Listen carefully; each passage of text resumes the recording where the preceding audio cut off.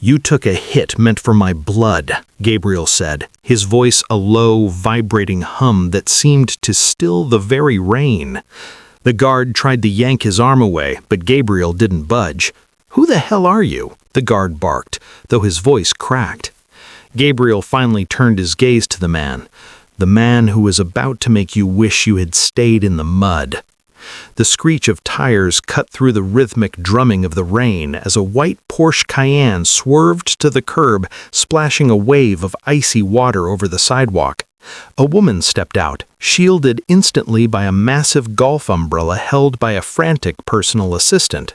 She was draped in a cream-colored cashmere coat that cost more than a teacher's yearly salary, her face a mask of practiced outrage. "Chloe, baby, are you all right?" the woman shrieked, rushing toward the lead bully. She didn't look at the two girls shivering in the mud. She looked at Gabriel, her eyes raking over his rain-drenched coat with a sneer of pure aristocratic disdain. "Get your hands off that officer this instant," she commanded, pointing a manicured finger at Gabriel. "Do you have any idea who we are? My husband is Marcus Thorne. He sits on the board of directors for this entire district. One phone call and I'll have you sweeping floors in a federal prison." Gabriel didn't let go of the guard's wrist. Instead, he increased the pressure until the man's face turned a dull shade of purple. He didn't even blink as the woman stepped into his personal space, her expensive perfume clashing with the metallic scent of the storm. "Mom, he's bothering us," Chloe whined, tucking her designer bag under her arm and pointing at Elena. "That little charity case and the Maid's brat started a fight. They tried to steal my necklace, and this person is helping them." Mrs. Thorne's lip curled. "Typical. Give these bottom feeders a scholarship and they think they're human. Look at you," she said, looking Gabriel up and down, noting his lack of a tie and the way the rain had ruined the line of his silhouette. "Coming here in a glorified sedan to play hero for a couple of nobodies. You're lucky I don't have the police haul you away for kidnapping right now. Unhand him and apologize to my daughter, or I will make sure you never find work in this city again." Gabriel finally looked at her. It wasn't a look of anger, it was the look of a man watching a fly crawl toward a spiderweb. "You think Marcus Thorne is a powerful man," Gabriel said, his voice a low, terrifying silk. It wasn't a question. "He is the most powerful man you'll ever meet," she hissed. "Do you even know who his father is?" Gabriel's grip tightened on the guard, a faint, predatory smile touching his lips. "I don't care who his father is, but in exactly 60 seconds, your husband is going to find out who I am, and by sunset, you'll find that being Marcus Thorne's wife won't even get you a seat on a city bus." The security guard, emboldened by Mrs. Thorne's presence and desperate to reclaim his dignity, felt his face burn with a mixture of pain and humiliation. To him, the man standing in the rain was just another nobody, perhaps a disgruntled relative or a low-level driver who didn't understand the hierarchy of St. Jude's. He had spent years taking kickbacks to look the other way while the elite students played their cruel games, and he wasn't about to let a stranger disrupt the status quo. "You've got a big mouth for a guy standing in the dirt," the guard spat, his breath smelling of stale coffee and unearned authority. He reached for the heavy tactical baton at his belt with his free hand.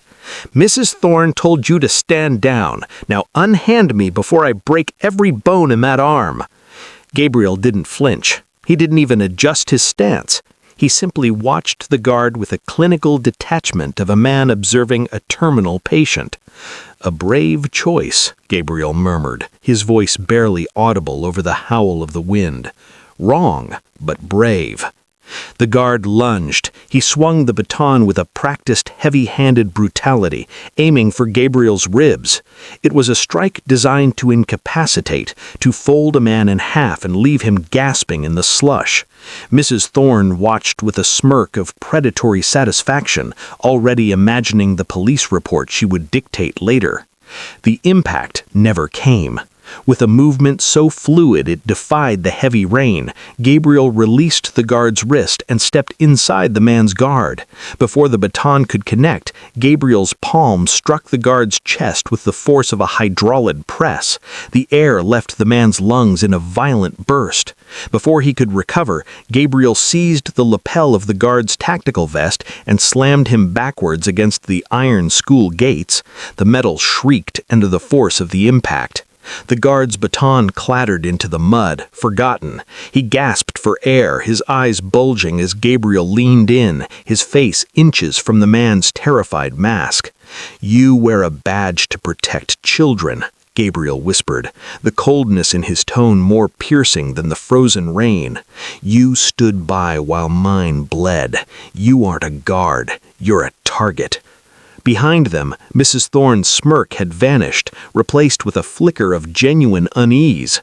This wasn't the desperate flailing of a common man. This was the calculated violence of an apex predator. The rain didn't just fall over the city. It descended like a heavy gray shroud, drowning the streets of Chicago in a relentless, icy deluge. Local news had issued flood warnings for the entire tri-state area, calling it a once-in-a-decade storm that had turned the morning commute into a miserable, freezing crawl. It was the kind of bone-chilling dampness that seeped through expensive wool and settled in the marrow. But inside the custom-armored interior of a black Maybach, the air was silent and perfectly tempered to 72 degrees. Gabriel Costa, the undisputed Shadow King of the Midwest, sat in the darkness of the rear seat, the glow of a tablet illuminating the sharp, predator-like angles of his face. He was finalizing a 9-figure acquisition that would effectively hand him control of the city's waterfront, a deal punctuated by the rhythmic, muffled thud of rain against the reinforced glass. At 42, Gabriel's influence was a silent gravity. He didn't need to raise his voice to move markets or end lives. They called him the architect because he didn't just break his enemies, he dismantled their entire worlds, brick by agonizing brick, until nothing remained but the dust of their reputations. Outside, the car slowed near the iron-wrought gates of the St. Jude's Elite Academy. Gabriel's eyes drifted from the glowing screen to the window, expecting to see the orderly procession of silver-spooned heirs. Instead, his gaze locked onto a scene of jagged cruelty. In the mud and freezing slush beside the gate, a young girl was being forced to her knees, her uniform soaked through. A group of students stood over her, their laughter drowned by the storm, but their malice written in every sneer. A massive security guard stood by, not to intervene, but to ensure no one else did. Gabriel watched with a cold, detached disdain for the smallness of the act, until the girl in the mud looked up, her hair plastered to her face. The air in the Maybach suddenly felt thinner than a vacuum. Gabriel didn't see a pathetic scholarship student. He saw the exact shape of his own eyes. He saw the daughter he had spent 10 years hiding in a gilded cage of anonymity to keep her safe from the very world he ruled. And then he saw the second girl, Maya, the daughter of his own housemaid, throw herself into the freezing mud, wrapping her thin body around Elena to shield her from a bully's raised hand. The architect's hand moved to the door handle. The storm outside was about to become the least of this school's problems. The heavy door of the Maybach clicked open, and the silence of the interior was instantly swallowed by the roar of the storm. Gabriel stepped into the freezing slush, his Italian leather boots sinking into the filth that coated the pavement. He didn't run.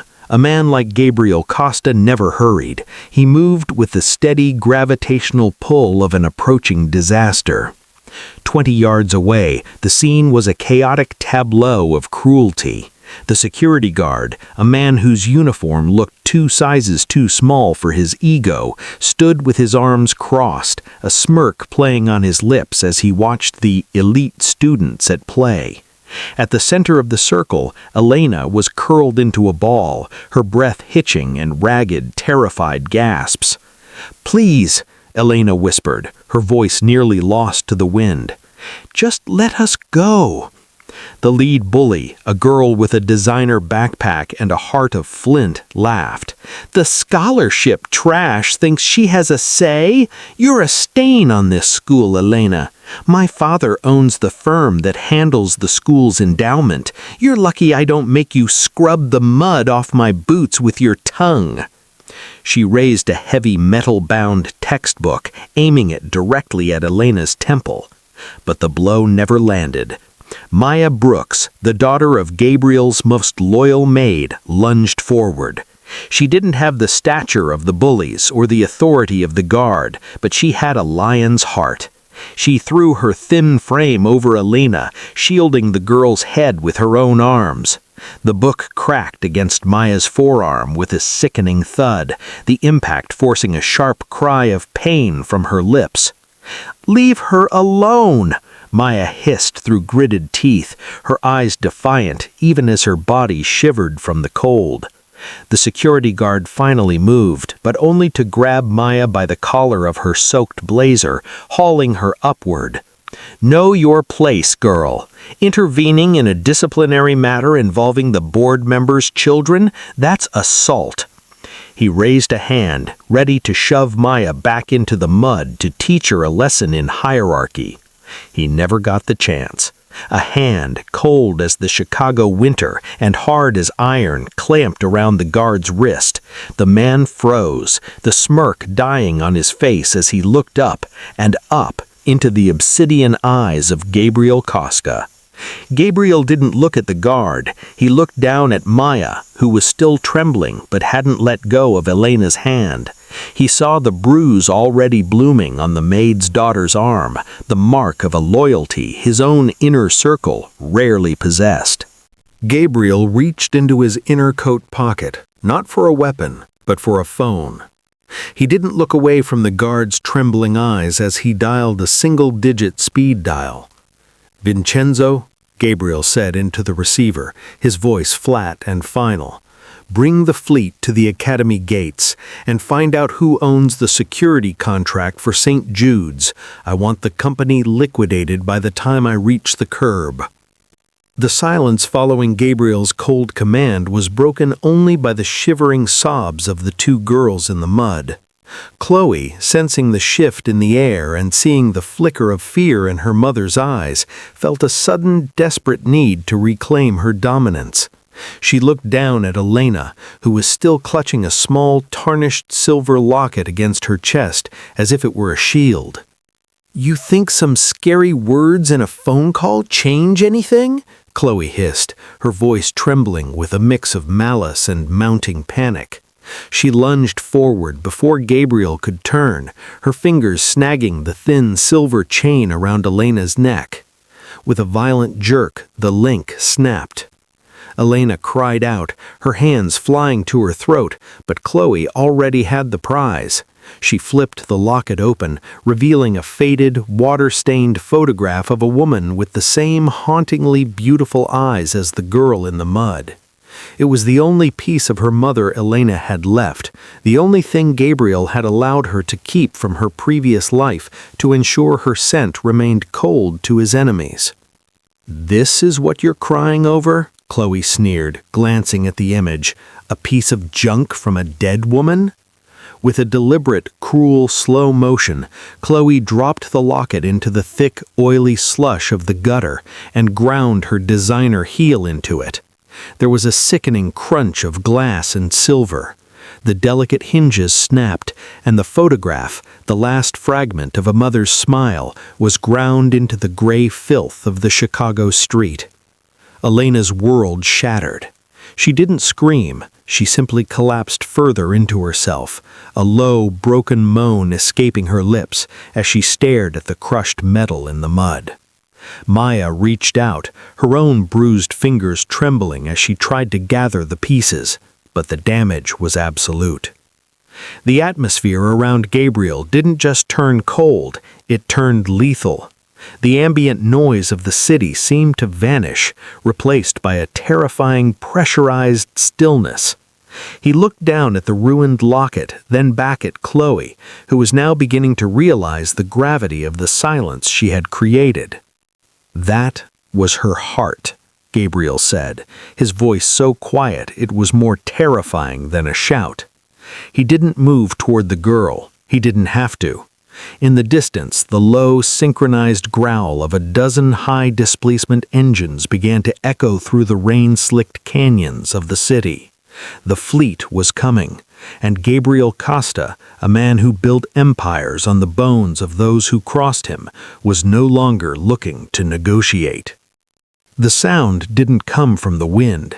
It was a low-frequency hum that vibrated through the soles of the bully's shoes, a rhythmic thrumming that silenced the frantic protests of Mrs. Thorne. From the end of the rain-slicked boulevard, a line of piercing LED headlights cut through the gray fog like the eyes of a deep-sea predator. One by one, 12 identical black Cadillac Escalades rounded the corner in a flawless synchronized formation, their tires hissing against the asphalt with predatory intent. They didn't just arrive, they laid siege. The vehicles moved with military precision, flanking the school's ornate iron gates and jumping the curbs to form a seamless, impenetrable semicircle of obsidian steel. The academy was effectively cut off from the rest of the world.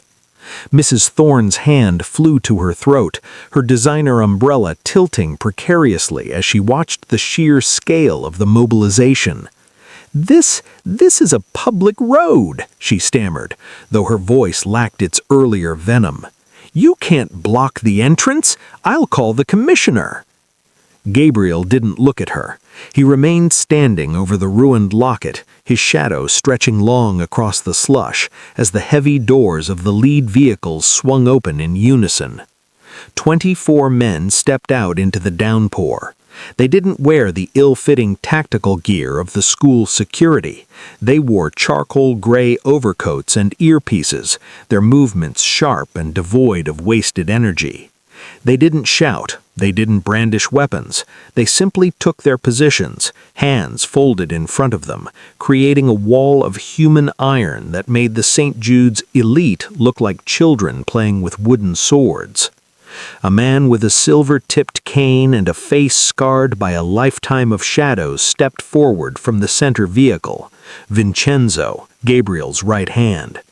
He stopped exactly 3 paces behind Gabriel and bowed his head, ignoring the freezing rain. "The perimeter is secure, Signor Costa. The school's digital servers have been bypassed. No calls leaving the campus. No one enters, and certainly no one leaves until you give the word." Gabriel finally looked up, his eyes resting on the school's main building, the ivory tower that had allowed his daughter to bleed while charging him millions for her safety. "Vincenzo," Gabriel said, the calm in his voice more terrifying than the roar of the storm. "Identify the parents of every child standing in this circle. I want their credit lines frozen, their contracts audited, and their reputations burned to the ground before the clock strikes noon." He reached down, his large scarred hand gently lifting the sobbing Elena and the defiant Maya from the mud. As he shielded them beneath his own coat, he looked at the trembling Mrs. Thorne. "You wanted to know who I am," Gabriel whispered. "By tomorrow, you'll be the only person in this city who hasn't heard of me, because you'll be too busy explaining to the bank why you no longer have a home." The rain continued to lash against the obsidian fleet, but the atmosphere within the circle of black SUVs had shifted from a storm of nature to a storm of industry. Gabriel Costa stood as the ire of that storm, his heavy overcoat draped over the trembling shoulders of Elena and Maya like a shroud of iron. With a single fluid motion, he pulled a secondary encrypted phone from his inner pocket. Mrs. Thorne watched him, her breath hitching in her throat. She tried to reach for her own phone, her fingers fumbling with the screen, but she found no signal. The air around the academy had been scrubbed from data, leaving her marooned in a world where her husband's name was the only currency she had left. "Julian," Gabriel said into the receiver. He didn't wait for a greeting. "Marcus Thorne, Thorne Logistics and the St. Jude's Endowment Fund. Liquidate the short positions we held on their shipping contracts. Trigger the debt call on their primary creditor, the one we acquired last quarter." On the other end of the line, 3,000 miles away, the digital architecture of a family empire began to crumble. "You're insane," Mrs. Thorne choked out, her voice cracking as she watched Gabriel's calm. "You can't just... You're a nobody in a wet coat. Marcus is at the mayor's luncheon. He'll have the National Guard here." 30 seconds, Gabriel murmured, looking at his watch. Suddenly, Mrs. Thorne's phone shrieked. A single bar of emergency satellite service flickered to life. She snatched it up, her eyes widening as she saw the name on the screen. Marcus. "Marcus? Thank God! There's a lunatic at the school. He's—" "Lydia, shut up!" Her husband's voice screamed through the speaker, distorted by panic and the sound of breaking glass in the background. "What did you do? Who did you offend? The bank just froze every personal and corporate account. The feds are at the office with a seizure warrant for the warehouse. They're saying our debt was bought by a ghost company an hour ago and called in full. Lydia, we're at zero. We don't even own the house anymore." The phone slipped from Mrs. Thorne's manicured hand, clattering into the same slush where Elena's locket lay crushed. She looked at Gabriel, her face draining of color until it matched the gray of the Chicago sky. 58 seconds, Gabriel said, his voice a silk-wrapped blade. "I overestimated your husband's resilience." He turned his back on her, shielding the girls as he moved toward the open door of the lead Maybach. "Vincenzo, ensure the school board understands that the Thorne family is no longer welcome on the premises, or in this zip code." The heavy oak doors of the academy's main hall swung open, and Principal Sterling marched out, his face a mask of practiced bureaucratic indignation. He was a man who lived by the ledger, a man who measured the worth of a student by the zeros on their parents' tuition checks. He had watched the arrival of the black SUVs from his second-story window, his heart hammering against his ribs, but he still clung to the delusion that his title offered him some form of immunity. "What is the meaning of this theater?" Sterling demanded, his voice echoing off the stone pillars. He stepped into the rain, squinting at the wall of gray-coated men. "This is a private institution. You are trespassing on hallowed ground. I have already contacted the board and we are prepared to—" He stopped mid-sentence as Gabriel Costa turned. The principal's breath hitched. He looked at Gabriel, drenched, dangerous, and holding the two low-class girls beneath his coat, and then he looked at the lead Maybach. His eyes drifted to the small, discreet crest embossed on the vehicle's door, and then back to the man standing before him. The color didn't just leave Sterling's face, it seemed to evaporate, leaving him a sallow, trembling ghost of a man. Signor Costa," Sterling whispered, the name catching in his throat like a shard of glass. Gabriel didn't answer. He simply stared, his eyes two pits of cold, dark matter.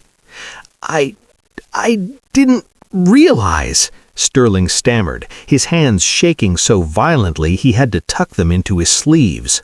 "The anonymous donor, the endowment for the new science wing, the library, the GC Foundation.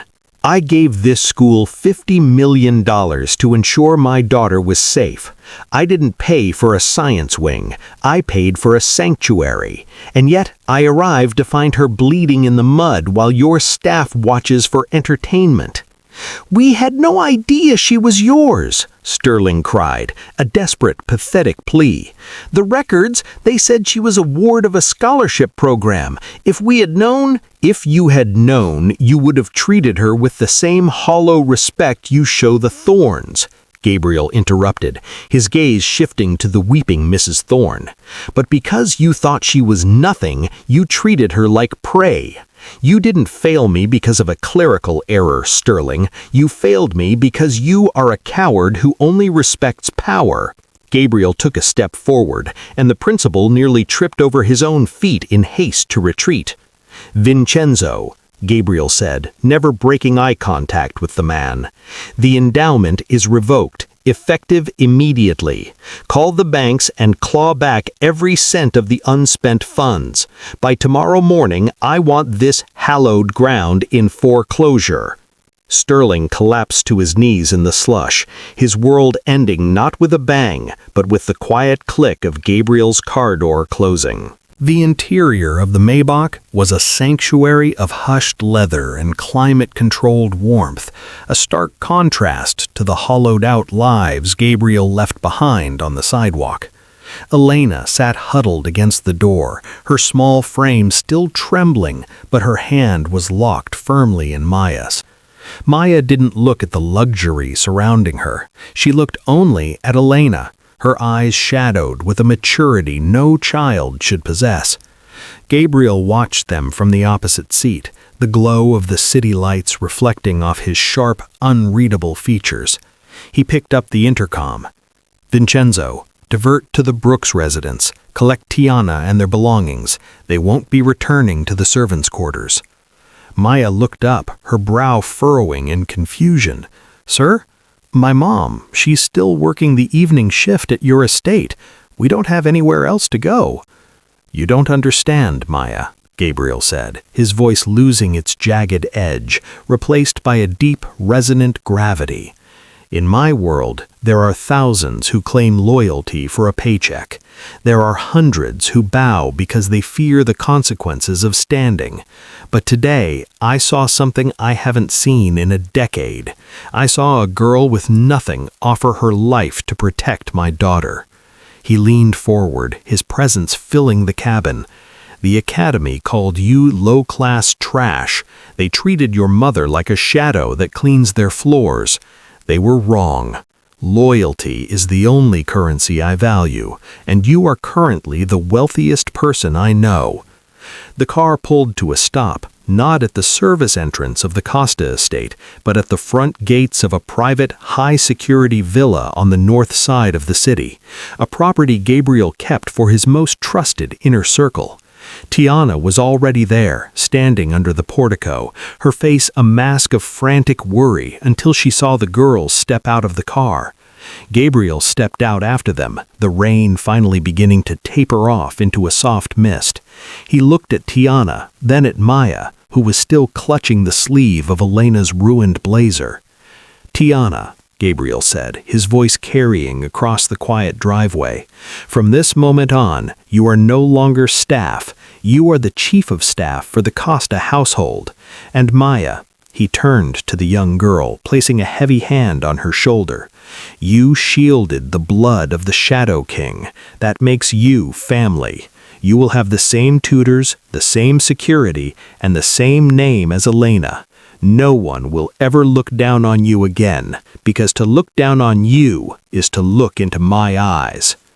Maya's eyes filled with tears, not of fear this time, but of a sudden overwhelming weight being lifted. For the first time in her life, she wasn't a shadow. She was a shield, and the king had recognized her steel. The morning sun broke through the dissipating clouds, reflecting off the damp pavement of St. Jude's Academy with a clinical, unforgiving brilliance. The iron gates, once a barrier of exclusion, now stood wide open, guarded by men in charcoal overcoats that didn't belong to any private security firm the school board recognized. The atmosphere on campus was hushed, the usual cacophony of privileged gossip replaced by a heavy, expectant silence. A single black Maybach glided to a halt at the main entrance, its engine a low, predatory purr. When the door opened, the students who had gathered to watch didn't see the scholarship trash or the maid's brat they had tormented 48 hours prior. Elena stepped out first. She wore the same uniform, but it was crisp, tailored and shielded by a heavy cashmere coat that bore no school insignia, only the discreet crest of the Costa family. Her posture had changed. The slumped shoulders were gone, replaced by a spine of tempered steel. Beside her, Maya stepped onto the gravel, her bruised arm now encased in a silk-lined sleeve, her gaze steady and devoid of the flinch that had once defined her. As they walked toward the grand hall, the crowd of students parted like the Red Sea. Chloe was nowhere to be seen. Her locker had been emptied by federal agents at dawn, but her former circle remained, huddled together in a state of visible terror. They kept their eyes on the ground, terrified that even a glance might be interpreted as a challenge to the new order. Principal Sterling stood at the top of the stairs, his face haggard and his hands clasped tightly behind his back. He didn't offer a lecture or a reprimand. As the two girls approached, he inclined his head in a deep, subservient bow, a gesture normally reserved for visiting royalty. "Good morning, Miss Costa. Miss Brooks," he murmured, his voice trembling. "Your private study has been prepared. The board has reorganized. We are at your complete disposal." Ilana didn't stop to acknowledge him. She kept walking, her heels clicking rhythmically against the stone. But Maya paused for a fleeting second. She looked at the spot in the mud where they had been forced to kneel, then up at the man who allowed it. She didn't smile, and she didn't seek revenge. The silence she gave him was far more devastating. It was the silence of someone who finally knew her own worth. They entered the hall together, not as victims and not merely as students. They entered as the new queens of St. Jude's, protected by a shadow that spanned the entire city.